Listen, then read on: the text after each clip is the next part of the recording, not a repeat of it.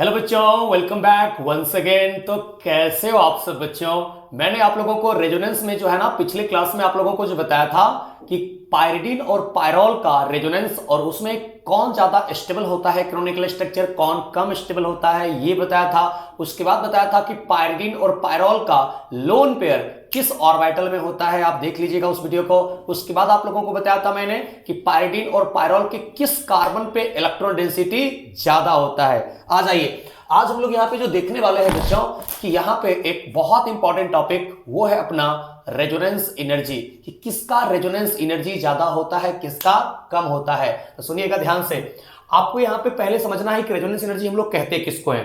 तो energy difference between, ये energy जो है ये है एक्चुअल में मॉलिक्यूलर एनर्जी की बातें कर रहा है, ठीक है ना। तो वही कह रहा है कि energy difference between most stable canonical structure and resonance hybrid, यानी कि जो एनर्जी होगा रेजोनेंस हाइब्रिड का यानी कि रियल स्ट्रक्चर का, और जो एनर्जी होगा मोस्ट स्टेबल कैनोनिकल स्ट्रक्चर यानी कि हाइपोथेटिकल स्ट्रक्चर का, उसी के बीच का जो डिफरेंस होगा ना, तो energy difference between most stable canonical structure and resonance hybrid is called resonance energy. बच्चों याद रखना, सबसे पहले आपको हमने RH बताया था रेजोनेंस हाइब्रिड, और कैनोनिकल स्ट्रक्चर आपको पता है जो सबसे ज्यादा स्टेबल कैनोनिकल स्ट्रक्चर होगा उसका एनर्जी, और जो रियल स्ट्रक्चर है यानी कि रेजोनेंस हाइब्रिड है उसके बीच के एनर्जी के डिफरेंस को ही हम लोग वहां पे कहते हैं क्या, रेजोनेंस एनर्जी कहते हैं। उसके बाद देखिए, if A molecule is resonance hybrid of 2 or more canonical structure then energy of resonance hybrid, इस RH का मतलब है resonance hybrid, is less than any canonical structure, that is resonance hybrid is more stable then any canonical structure. बच्चों आप लोग ध्यान रखना कि जो किसी भी मॉलिक्यूल का होता है स्टेबिलिटी, किसी भी मॉलिक्यूल का जो स्टेबिलिटी होती है वो इनवर्सली प्रोपोर्शनल होता है मॉलिक्यूलर एनर्जी, वही एनर्जी का यहां पे बात किया जा रहा है। तो मॉलिक्यूलर एनर्जी का जो होता है ना स्टेबिलिटी, वो इनवर्सली प्रोपोर्शनल होता है। यानी कि आपको इस बातों को ध्यान रखना पड़ेगा कि कोई पूछेगा रेजोनेंस हाइब्रिड और कैनोनिकल स्ट्रक्चर में ज्यादा स्टेबल कौन होता है, तो आप बड़े आराम से कहिएगा रेजोनेंस हाइब्रिड यानी कि real structure is more stable then any canonical structure. ध्यान रखिएगा, हमेशा इस लाइन से भी क्वेश्चन आ सकता है, डायरेक्ट आपको डिफिनेशन दे सकता है और आपको पूछ सकता है कि किसका एनर्जी कम होता है, किसका एनर्जी ज्यादा होता है, यानी कि रेजोनेंस हाइब्रिड और कैनोनिकल स्ट्रक्चर में ज्यादा स्टेबल कौन होता है, तो आप कहोगे कि resonance hybrid is more stable then any canonical structure. उसके बाद सुनिए, थोड़ा सा मैं आपको समझाने का कोशिश करता हूं किस तरीके से यहां पे निकाला जाता है रेजोनेंस एनर्जी। तो बच्चों आप लोग कहोगे एक ही बात कि रेजोनेंस एनर्जी जो होता है डायरेक्टली प्रोपोर्शनल होता है स्टेबिलिटी ऑफ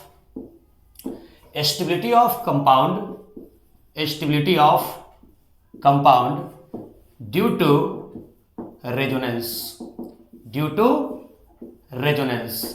रेजोनेंस के कारण कोई मॉलिक्यूल अगर ज्यादा स्टेबल हो रहा है, जो जितना ज्यादा स्टेबल होगा, आप जानते हो ना एनर्जी लो होगा, और एनर्जी अगर लो होगा तो रेजोनेंस एनर्जी हाई होगा। बताता हूं समझ में आ रहा ना, समझाता हूं इसका मतलब क्या हुआ। या फिर हम लोग कहते हैं कि डायरेक्टली प्रोपोर्शनल होता है बच्चों एक्सटेंट ऑफ रेजोनेंस का भी होता है डायरेक्टली प्रोपोर्शनल। इसका मतलब क्या हुआ जाने, आपको हमने कहा ना, ये मान लो कि यहां पे एनर्जी है, ये यहां पे एनर्जी है, आप मान लो इसके केस में ये एनर्जी जो है मोस्ट स्टेबल कैनोनिकल स्ट्रक्चर का है, मोस्ट स्टेबल कैनोनिकल स्ट्रक्चर का एनर्जी है ये, ठीक है। यहां पे इसको लिख देता हूं, इसके केस में ये जो आपको दिख रहा है वो है energy of most stable canonical structure, जो कि आप जानते हो ना कैनोनिकल स्ट्रक्चर रियल नहीं होता है, तो ये जो होता है इसके केस में बच्चों इसको कहा जाता है वो हाइपोथेटिकल, यानी कि इमेजिनरी है, ये इमेजिनरी है। तो आप कहते हो कि हाइपोथेटिकल डेटा, यानी एनर्जी का जो डेटा है वो कैसा है बच्चों, हाइपोथेटिकल है, ओके। और यहां पे जो लोएस्ट एनर्जी होता है वो आप जानते हो कि लोएस्ट एनर्जी किसका होता है, एनर्जी ऑफ रेजोनेंस हाइब्रिड। बच्चों इसको बहुत सारा तरीका है समझाने का, मैं आपको जो सबसे सिंपलेस्ट तरीका है उस पर समझा रहा हूं, ज्यादा इसमें आपको आईटी एडवांस की तरह नहीं ले जाना चाहता हूं। बिल्कुल अभी ये जो आपको वीडियो है मैं पहले क्लियर कर देना चाहता हूं, ये नीट के लिए है, ये जेईई मेन के लिए है और बोर्ड एग्जाम के लिए है, ठीक है ना। आईटी एडवांस लेवल के लिए मैं आपको लेक्चर नहीं ले जा रहा हूं, नहीं तो मैक्सिमम मेरे जो व्यूअर है, मैक्सिमम मेरे जो बच्चे हैं देखने वाले, वो ज्यादातर नीट एग्जाम के देखते हैं, इसलिए मैं नीट एग्जाम के लिए ही यहाँ पे बना रहा हूं। जेईई मेन आप देना चाहते हैं तो ठीक है, आईटी एडवांस के लिए थोड़ा सा इससे और लेवल जाना पड़ेगा, ठीक है ना। देखिएगा तो एनर्जी ऑफ रेजोनेंस हाइब्रिड ये क्या होता है, ये होता है इसके केस में रियल डेटा होता है, इसको ध्यान रखिएगा। और आपको पता है बच्चों, रियल डेटा का एनर्जी घटेगा अगर मॉलिक्यूल ज्यादा स्टेबल हुआ। जो मॉलिक्यूल जितना ज्यादा स्टेबल होगा, इसका मतलब कि रियल जो डेटा है एनर्जी का, रियल डेटा वो नीचे आएगा, घटेगा। यानी कि ये एनर्जी हमारा फिक्स है। जो हाइपोथेटिकल डेटा है एनर्जी का, इमेजिनरी डेटा है एनर्जी का, वो फिक्स है, लेकिन ये एनर्जी हमारा वेरिएबल होगा। मॉलिक्यूल जितना ज्यादा स्टेबल होगा, इसका एनर्जी घटेगा। याद रखिएगा, किसी भी मॉलिक्यूल का जो होता है स्टेबिलिटी, वो इनवर्सली प्रोपोर्शनल होता है वहां पे एनर्जी का, यानी कि मॉलिक्यूलर एनर्जी का इनवर्सली प्रोपोर्शनल होता है। तो ये जितना ज्यादा स्टेबल होगा, इसका एनर्जी घटेगा। ये डेटा फिक्स है और इसी दोनों के बीच के डिफरेंस को हम लोग यहां पे कहते हैं बच्चों रेजोनेंस एनर्जी। क्या कहते हैं इसको? इसी के बीच के डिफरेंस को यहां पे कहा जाता है रेजोनेंस एनर्जी। मतलब मोर स्टेबल कैनोनिकल स्ट्रक्चर का energy minus energy of resonance hybrid. अब बच्चों आपको पता है, मैंने कहा कि किसी भी मॉलिक्यूल का जो स्टेबिलिटी होता है इनवर्सली प्रोपोर्शनल होता है मॉलिक्यूलर एनर्जी का। ये एनर्जी वेरिएबल होगा। ये जितना ज्यादा स्टेबल होगा, इसका एनर्जी घटेगा, नीचे आएगा। ये डेटा फिक्स है क्योंकि हाइपोथेटिकल है, इमेजिनरी है, और ये डेटा यहाँ पे वेरिएबल होगा। जितना ज्यादा स्टेबल मॉलिक्यूल होगा, ये एनर्जी नीचे आएगा। और जब ये एनर्जी नीचे आएगा, मतलब मॉलिक्यूल मोर स्टेबल होगा। और अगर मॉलिक्यूल मोर स्टेबल हुआ, इसका मतलब है कि डिफरेंस बढ़ते जा रहा है। और डिफरेंस बढ़ते जा रहा है मतलब हम लोग कहेंगे कि रेजोनेंस एनर्जी बढ़ रहा है। और रेजोनेंस एनर्जी अगर बढ़ेगा तो कोई मॉलिक्यूल ज्यादा स्टेबल होगा, ठीक है। ज्यादा स्टेबल हुआ मॉलिक्यूल, तभी तो रेजोनेंस एनर्जी यहां पे इंक्रीज किया है। आप लोग यही कॉन्सेप्ट लगाओगे कि रेजोनेंस एनर्जी डायरेक्टली प्रोपोर्शनल होता है किसी भी मॉलिक्यूल का स्टेबिलिटी, ठीक है। या फिर यहां पे होता है एक्सटेंट ऑफ रेजोनेंस। अब एक्सटेंट ऑफ रेजोनेंस कहने का मतलब ये होता है कि कहीं पे 1 पाई पर रेजोनेंस कर रहा है, कहीं पे 2 पाई पर रेजोनेंस कर रहा है, कहीं पे 3 पाई पर रेजोनेंस कर रहा है, कहीं पे 4 पाई पर रेजोनेंस कर रहा है। इस तरीके को हम लोग वहां पे कहते हैं एक्सटेंट ऑफ रेजोनेंस कहते हैं, ठीक है बच्चों। ओके, एग्जांपल समझने की कोशिश करते हैं। जैसे कि देखिएगा, जैसे कि सबसे फर्स्ट क्वेश्चन मैं आपके सामने लाता हूं, इस तरीके से ध्यान दीजिएगा। वो इस तरीके से आप लोगों को दिया हुआ है, एक CH3 है, C डबल बॉन्ड O के साथ यहां पे दिया हुआ एक NH2 है, और एक दिया हुआ है नेक्स्ट इसके केस में CH3 C double bond O के साथ OH है, और थर्ड में जो दिया हुआ है वो इस तरीके से CH3 C double bond OF। कुछ नहीं करना, सबसे पहले इस तीनों में रेजोनेंस कर लेना, और रेजोनेंस करके इस तीनों का बना लेगा आप कैनोनिकल स्ट्रक्चर। अगर तीनों में एक एक पाई बॉन्ड है, देख सकते हो 1 1 1, तीनों में एक एक पाई बॉन्ड है। आपको क्या करना है, सबसे पहले यहां रेजोनेंस कर लेना है। रेजोनेंस करने के बाद बना लेना है कैनोनिकल स्ट्रक्चर, और उस कैनोनिकल स्ट्रक्चर का कंपेयर कर लेना है स्टेबिलिटी। बात खत्म, निकल जाएगा। तो यहां पे हम लोग कहेंगे ये जो NH2 है, इसके ऊपर होता है लोन पेयर, और जिसके ऊपर होता है लोन पेयर ये होता है डोनर, और C डबल बॉन्ड O होता है एक्सेप्टर, जिसके कारण यहां पे बन जाता है CH3 CO minus double bond NH2। और नाइट्रोजन का हो गया यहां पे 4 बॉन्ड, यानी कि इसके ऊपर आता है पॉजिटिव चार्ज। ओके, यहां पे देखोगे ये OH का जो लोन पेयर होता है ये होता है डोनर, तो C डबल बॉन्ड O होता है एक्सेप्टर, जिसके कारण कि यहां पे बन जाता है CO minus double bond OH plus, क्योंकि 3 बॉन्ड हो चुका है। इतना तो मैं आपको सिखा चुका हूं। यहां पे देखोगे फ्लोरीन पे होता है 3 lone pair, lone pair resonance में होता है डोनर, और C डबल बॉन्ड O होता है एक्सेप्टर, जिसके कारण कि यहां जो बनता है CH3 CO minus double bond F, और यहां पे पॉजिटिव चार्ज। अब क्या करना है बच्चों, इस तीनों में कंपेयर करना है कि कौन ज्यादा स्टेबल है, और आपको अच्छे तरीके से मालूम होनी चाहिए। सबसे पहला प्रायोरिटी हम लोग देते हैं नंबर ऑफ पाई बॉन्ड को, सबसे पहला प्रायोरिटी देते हैं नंबर ऑफ पाई बॉन्ड को। यहां भी 1 पाई बॉन्ड, यहां भी 1 पाई बॉन्ड, यहां भी 1 पाई बॉन्ड, और ये भी चार्ज, ये भी चार्ज, ये भी चार्ज, यहां भी O माइनस, यहां भी O माइनस, यहां भी O माइनस। अंतर क्या है, डिफरेंस क्या है, व्हाट इज डिफरेंस, ये खोजो। डिफरेंस है पॉजिटिव चार्ज का, और आप जानते हो कि positive charge present on less electronegative atom are more stable. Positive charge present on less electronegative atom are more stable. यहां नाइट्रोजन पे पॉजिटिव चार्ज है, यहां ऑक्सीजन पे पॉजिटिव चार्ज है और यहां पे फ्लोरीन पे पॉजिटिव चार्ज है। आप लोग जानते हो कि फ्लोरीन ज्यादा इलेक्ट्रोनेगेटिव होता है ऑक्सीजन से और ऑक्सीजन ज्यादा इलेक्ट्रोनेगेटिव होता है नाइट्रोजन से। तो सबसे कम इलेक्ट्रोनेगेटिव यहां पे नाइट्रोजन है, जिसके कारण कि यहां पे हम लोग कहेंगे resonance energy directly proportional stability of molecule का होगा, यानी कि सबसे ज्यादा होगा यहां पर रेजोनेंस एनर्जी फर्स्ट का, उसके बाद होगा सेकंड का और सबसे कम रेजोनेंस एनर्जी होगा इसके केस में थर्ड का। बातें आपको समझ में आ गई ना, अच्छे तरीके से समझ में आ गई ना। अब देखते हैं हम लोग नेक्स्ट क्वेश्चन। लोगों का जो सेकंड क्वेश्चन है बच्चों, उस सेकंड क्वेश्चन में आप लोग देखोगे कुछ ऐसा दिया हुआ है, ध्यान से देखोगे, बहुत इंपॉर्टेंट है। आपके मॉड्यूल में भी आपको क्वेश्चन मिल जाएगा, जो भी आप क्वेश्चन बैंक बनाते हो उसमें आपको मिल जाएगा। ये आप लोगों को दिया हुआ है एक एसिटिक एसिड, सेकंड आप लोगों को दिया हुआ है यहाँ पे CH3C डबल बॉन्ड O के साथ ONA, एक ऐसा दिया हुआ है।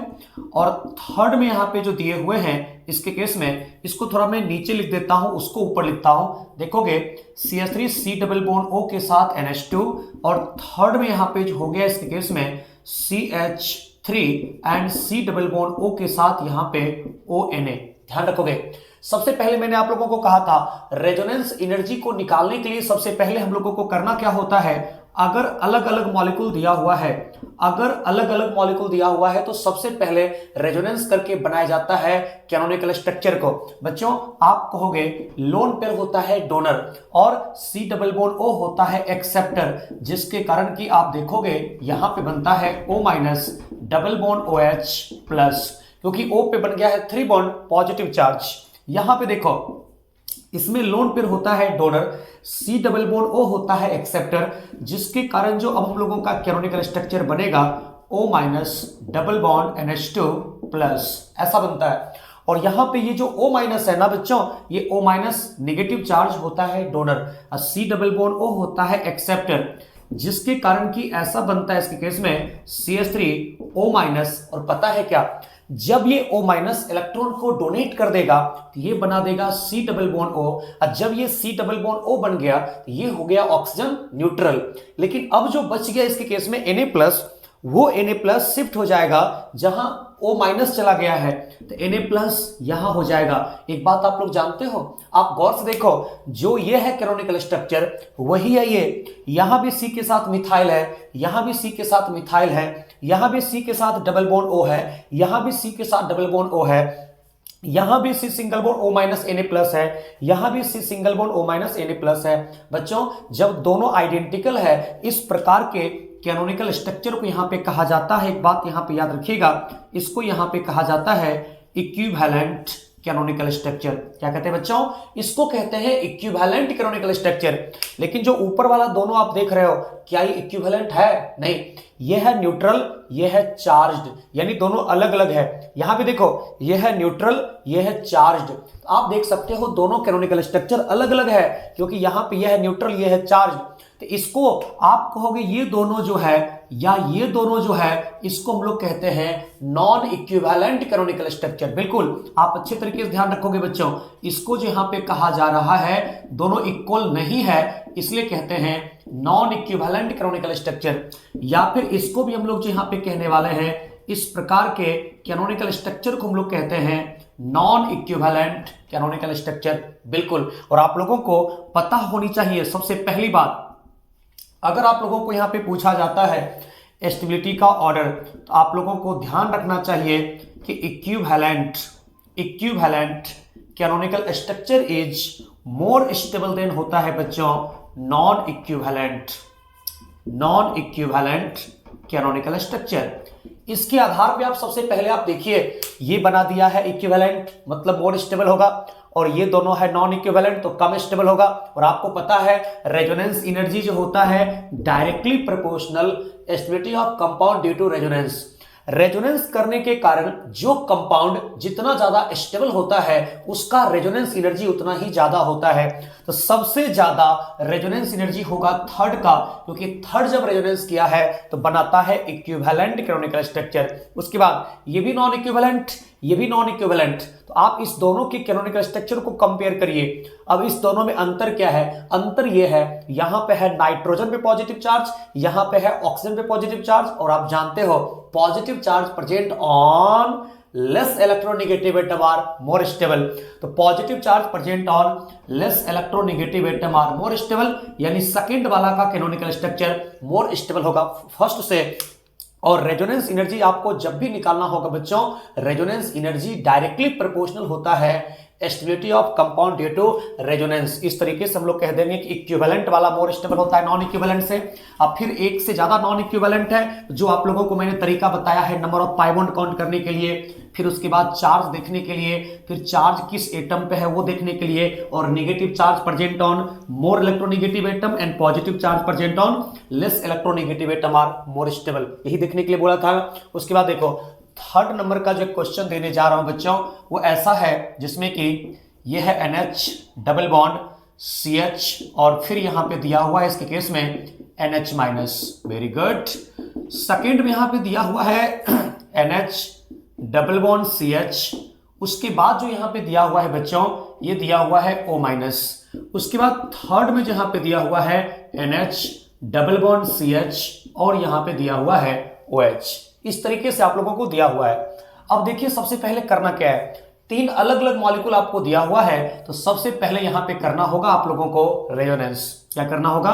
रेजोनेंस। और रेजोनेंस करके यहां पे चेक करिए कि किसका कैनोनिकल स्ट्रक्चर मोर स्टेबल है। बच्चों ये जब रेजोनेंस करेगा तो आपको पता है नेगेटिव चार्ज होता है डोनर, तो नेगेटिव चार्ज अपना इलेक्ट्रॉन डोनेट करेगा। C double bond N heteroatomic multiple bond ये होगा एक्सेप्टर। तो ये जो यहां पे फॉर्मेशन करने वाले हैं ये बन जाएंगे इसके केस में NH माइनस, और फिर CH डबल बॉन्ड NH, ये सब बन जाएगा।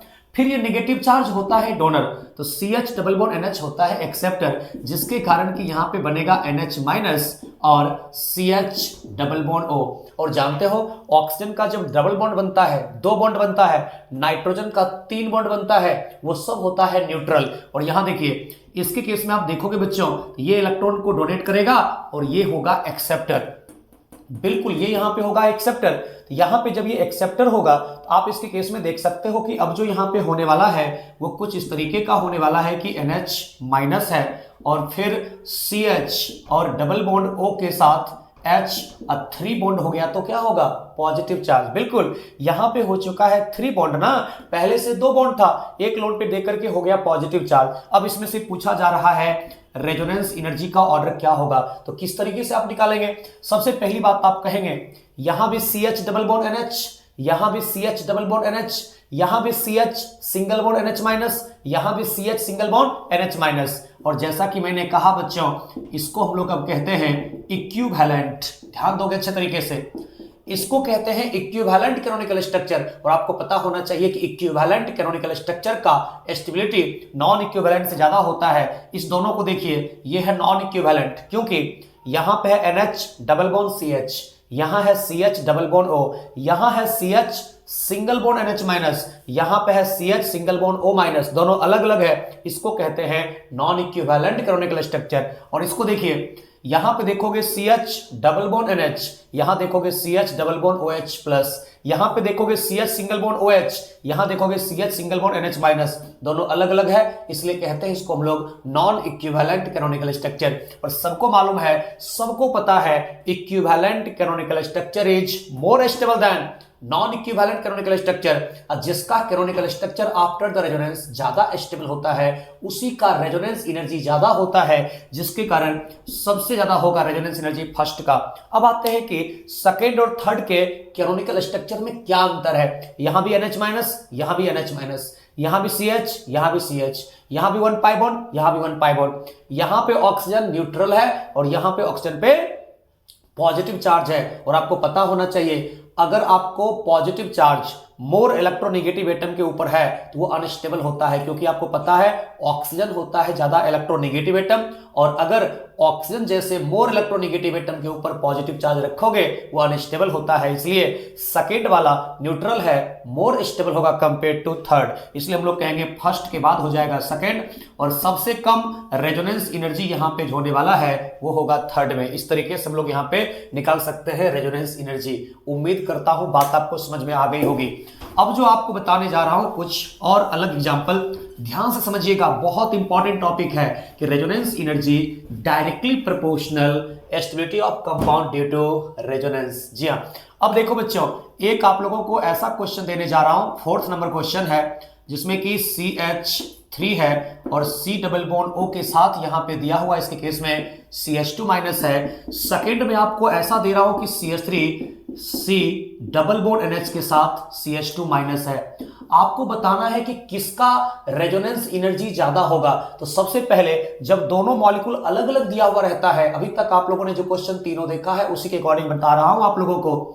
तो सबसे पहले आप लोगों को करना क्या होगा, जो यहां पे अलग अलग मॉलिक्यूल दिया है उसका आप करिए रेजोनेंस, और रेजोनेंस करने के बाद जो बनता है कैनोनिकल स्ट्रक्चर उसका करिए आप कंपेयर। तो नेगेटिव चार्ज कैसा होता है, डोनर, तो C डबल बॉन्ड O कैसा होता है, एक्सेप्टर, तो बनेगा इसके केस में CH3 CO माइनस, और यहां पे बन जाएगा डबल बॉन्ड CH2। फिर देखिए बच्चों, यहां पे भी नेगेटिव चार्ज कैसा होता है, donor, C double bond NH कैसा होता है, एक्सेप्टर, तो यही फॉर्मेशन करेगा CH3 C single bond NH minus, और यहां पे हो जाएगा डबल बॉन्ड CH2। अब जो दोनों बना कैनोनिकल स्ट्रक्चर आप कंपेयर करिए उसका स्टेबिलिटी, क्योंकि ये दोनों आप देखोगे इक्वल नहीं है। ये यहां पे C single bond CH2 minus है, ये यहां पे C single bond O minus है, दोनों अलग अलग है। यहां भी C single bond NH minus है, यहां पे C single bond CH2 minus है, दोनों एक दूसरे का नॉन इक्विवेलेंट है, और यहां भी ये दोनों एक दूसरे का नॉन इक्विवेलेंट कैनोनिकल स्ट्रक्चर है। तो बच्चों यहां पे ध्यान रखोगे, आप कहोगे यहां भी 1 pi bond,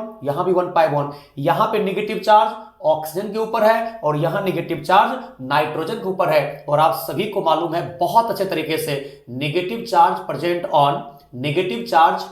on more electronegative atom are more stable, और oxygen is more electronegative than nitrogen.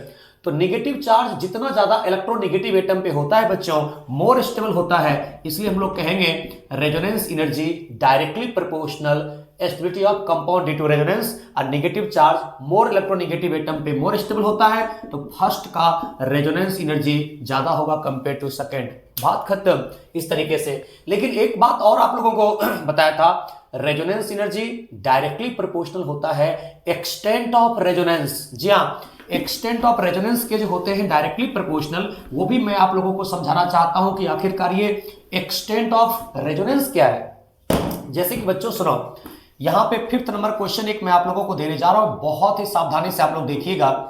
एक ऐसा दिया हुआ है, यहां पे 2 पाई बॉन्ड कर रहा है रेजोनेंस, उसके बाद आपको सेकेंड एक ऐसा दे रहा हूं जिसमें कि double single double single double, 3 pi bond कर रहा है resonance, double single double single double, यहां पे डबल सिंगल डबल, यानी कि एक्सटेंट ऑफ रेजोनेंस सेकेंड में ज्यादा है। सेकेंड में एक्सटेंट ऑफ रेजोनेंस ज्यादा है क्योंकि यहां पे 3 पाई बॉन्ड रेजोनेंस कर रहा है, और यहां पे एक्सटेंट यानी कि डिस्टेंस कम है रेजोनेंस का। लेकिन बच्चों एक थर्ड देखो, यहां पे एक मैं आप लोगों को ऐसा दे रहा हूं जिसमें यहां डबल बॉन्ड है, यहां डबल बॉन्ड है, और यहां डबल बॉन्ड है, इसमें भी 3 पाई बॉन्ड है, इसमें भी 3 पाई बॉन्ड है, इसमें भी 3 पाई बॉन्ड है। तो सबसे कम स्टेबल होगा, ये तो होगा पता है सबको, सेकंड ये फर्स्ट वाला सबसे कम स्टेबल होगा क्योंकि उसमें मात्र 2 पाई बॉन्ड रेजोनेंस कर रहा है। और आपको पता है, मैंने आपको बताया हुआ है जब आपको पढ़ा रहा था मैं कैनोनिकल स्ट्रक्चर का स्टेबिलिटी, वहीं पे कहा था आप लोगों को कि जितना ज्यादा नंबर ऑफ पाई बॉन्ड करेगा रेजोनेंस, मतलब एक्सटेंट ऑफ रेजोनेंस जितना ज्यादा होगा उतना ज्यादा स्टेबल होता है कैनोनिकल स्ट्रक्चर,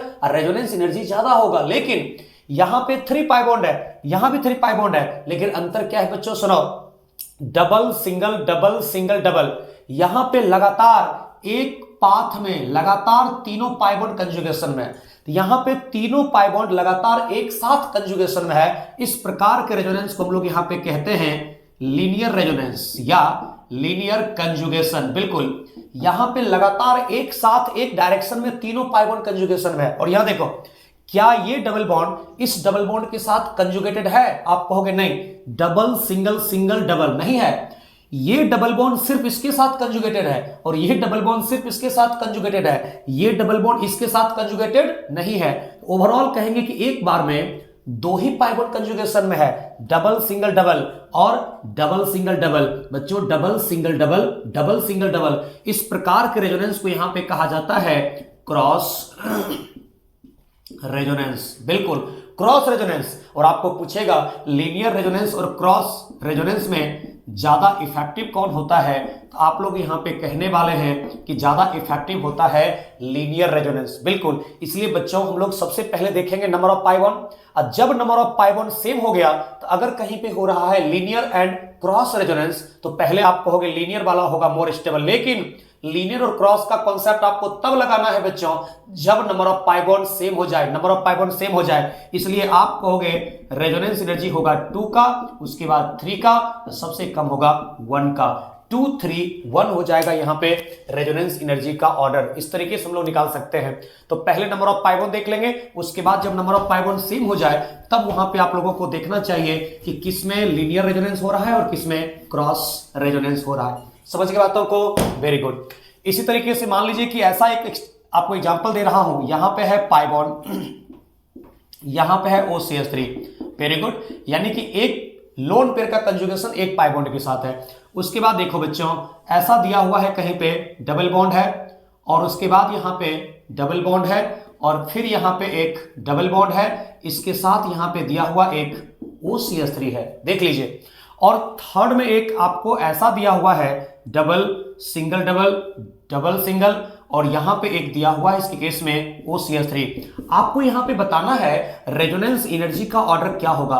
ये सब में इस प्रकार के क्वेश्चन में आपको रेजोनेंस करने की जरूरत नहीं है, ये सब में देखना है आपको एक्सटेंट ऑफ रेजोनेंस। बिल्कुल आपको एक्सटेंट ऑफ रेजोनेंस देखना है, कहां पे मैक्सिमम डिलोकलाइजेशन हो रहा है ये देखना है। बच्चों यहां पे है 1 पाई बॉन्ड, यहां पे है 3 पाई बॉन्ड, इसमें भी है 3 पाई बॉन्ड। ये तो क्लियर हो गया कि रेजोनेंस एनर्जी सबसे कम होगा यहां पे फर्स्ट का, क्योंकि वहां पे सबसे कम रेजोनेंस हो रहा है। अब ये दोनों ज्यादा स्टेबल होगा, ये क्लियर है। लेकिन अब सुनिए यहां पे हो क्या रहा है, यहां पे देखोगे बच्चों तो ऐसा कंडीशन आपको मिलेगा कि तीनों पाई बॉन्ड और लोन पेयर एक साथ एक पाथ में कंजुगेशन में है। देखिए ना गौर से, lone pair single double single double single double, ये लगातार एक साथ कंजुगेशन में जा रहा है, बिल्कुल जा रहा है। Lone pair single double single double single double पूरा कंजुगेशन में है। इस प्रकार के रेजोनेंस को यहां पे हम लोग इसका नाम दे देते हैं जिसको कि हम लोग कहते हैं लीनियर रेजोनेंस। लेकिन यहां देखिए जरा सा इसका आप थोड़ा सा देखिए कंजुगेशन क्या हो रहा है।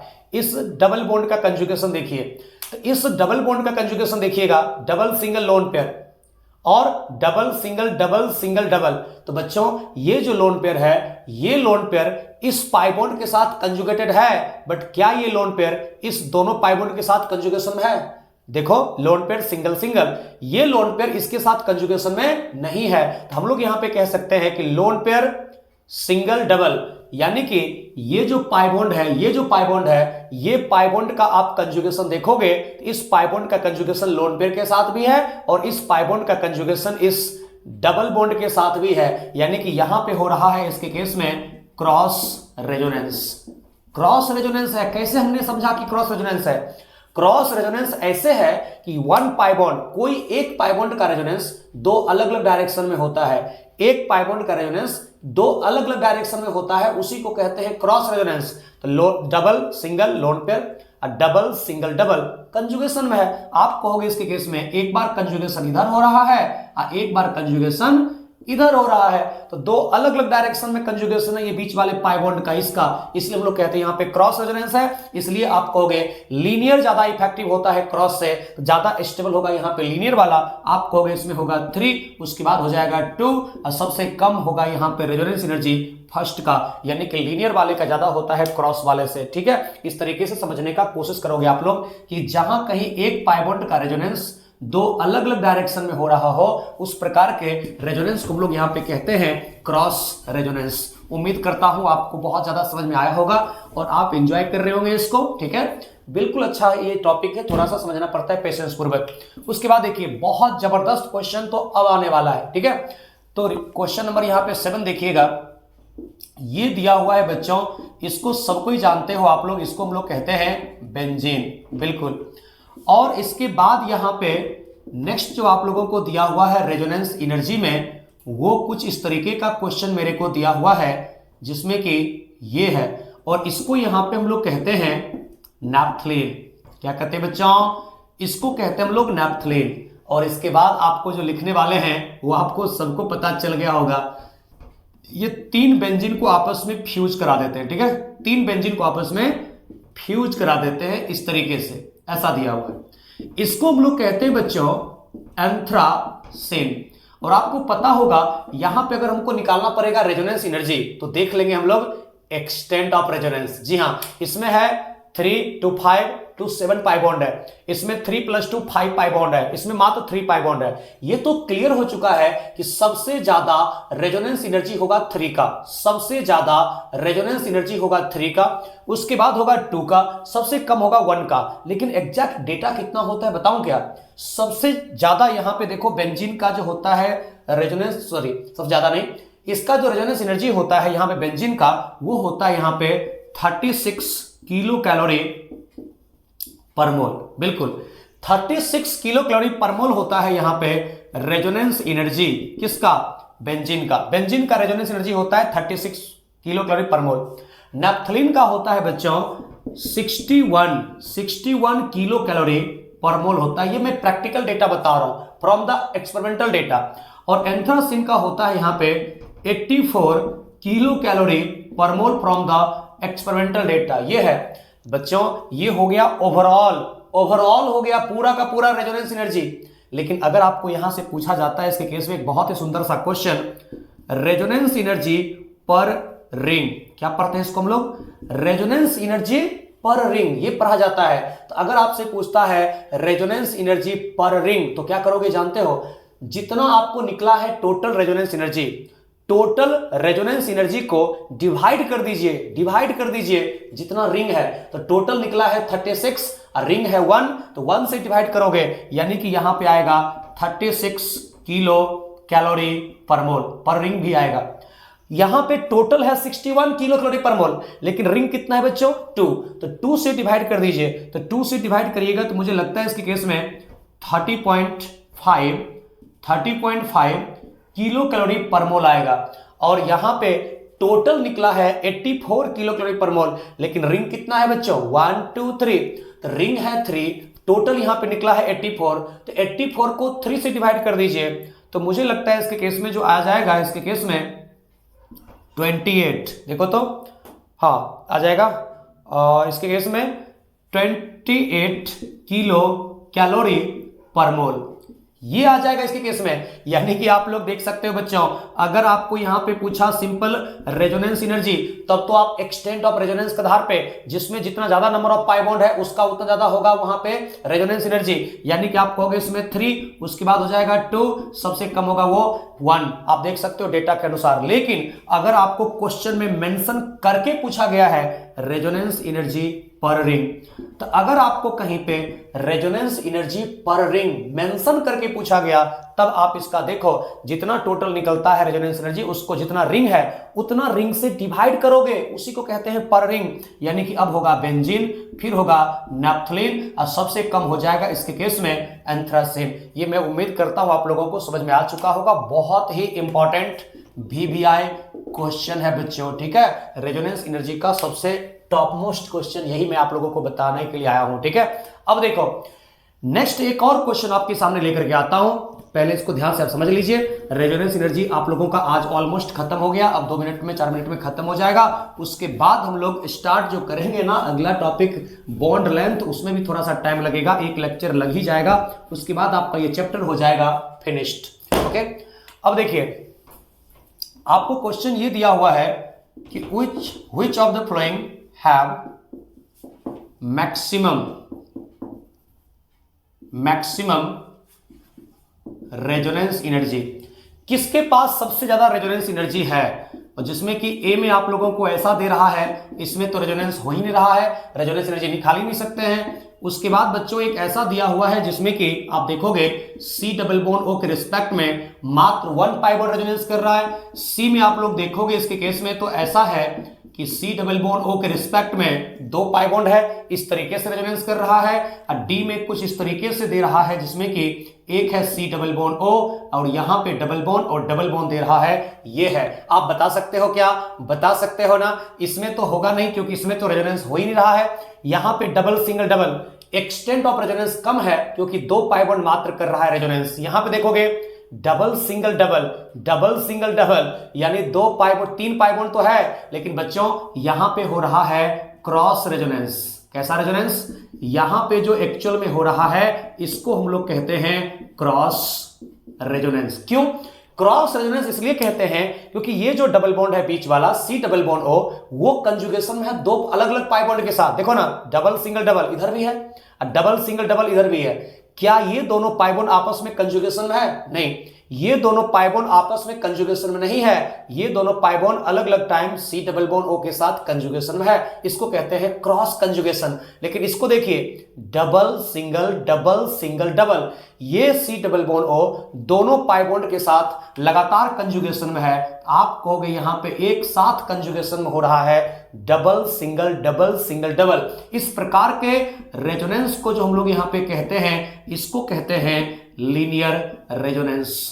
बिल्कुल इसको हम लोग कहते हैं लीनियर रेजोनेंस। और आपको मैंने बताया है ना, ज्यादा इफेक्टिव कौन होता है? ज्यादा इफेक्टिव होता है बच्चों लीनियर रेजोनेंस। इसलिए सबसे ज्यादा स्टेबल होगा यहां पे D। इसलिए अगर मैं रेजोनेंस एनर्जी का इसमें ऑर्डर पूछूं आपसे, आप कहोगे सबसे ज्यादा होगा यहां पे D का लीनियर रेजोनेंस, उसके बाद होगा C का क्रॉस रेजोनेंस, उसके बाद B में क्योंकि मात्र यहां पे 2 पाई बॉन्ड रेजोनेंस कर रहा है, और A में रेजोनेंस हो ही नहीं रहा है, इसका हम लोग कहेंगे कि सबसे कम होने वाला है। इस तरीके से इसका हम लोग निकालते हैं बच्चों रेजोनेंस एनर्जी। कैसा लगा आप लोगों को? समझ में आ रहा है ना? समझ में आ रहा है ना? जरूर बताना है। उसके बाद देखिए एक लास्ट क्वेश्चन मैं आप लोगों को बताता हूं, इसके बाद यहां पे हम लोग आज के लेक्चर को यहीं पे फिनिश करते हैं और मिलते हैं फिर अगले लेक्चर में, ठीक है? एक लास्ट क्वेश्चन देखिएगा, इसमें बड़ा मजा आ जाएगा आप लोगों को। लास्ट क्वेश्चन एक ये है, which of the following canonical structure is not valid? कौन सा कैनोनिकल स्ट्रक्चर वैलिड नहीं है? ऐसा क्वेश्चन आपसे आता है जिसमें कि एक दिया हुआ है इसमें CH3 N double bond O O minus N plus, एक ऐसा है। B में बच्चों ऐसा दिया हुआ है कि CH3 N उसके बाद O माइनस प्लस और N डबल बॉन्ड O, एक ऐसा दिया हुआ है। C में इसके केस में ऐसा दिया हुआ है कि CH3 N double bond O double bond O, और D में कह रहा है all are valid, all are valid canonical structure की सभी वैलिड है। क्या देखो तो यहां पे कौन सा वैलिड नहीं है बच्चों? आप ध्यान देना, कहीं पे अगर नाइट्रोजन का 4 से ज्यादा बॉन्ड बन रहा हो, नाइट्रोजन का अगर 4 से ज्यादा बॉन्ड बन रहा हो, वो कभी भी पॉसिबल नहीं होता है। यहां पे नाइट्रोजन का 1 2 3 4 5 बॉन्ड बन रहा है। आप खुद बताएं क्या नाइट्रोजन का 5 बॉन्ड पॉसिबल है? तो जब भी इस प्रकार के क्वेश्चन आपको लिखा होगा तो नाइट्रोजन में बॉन्ड को काउंट कर लीजिएगा।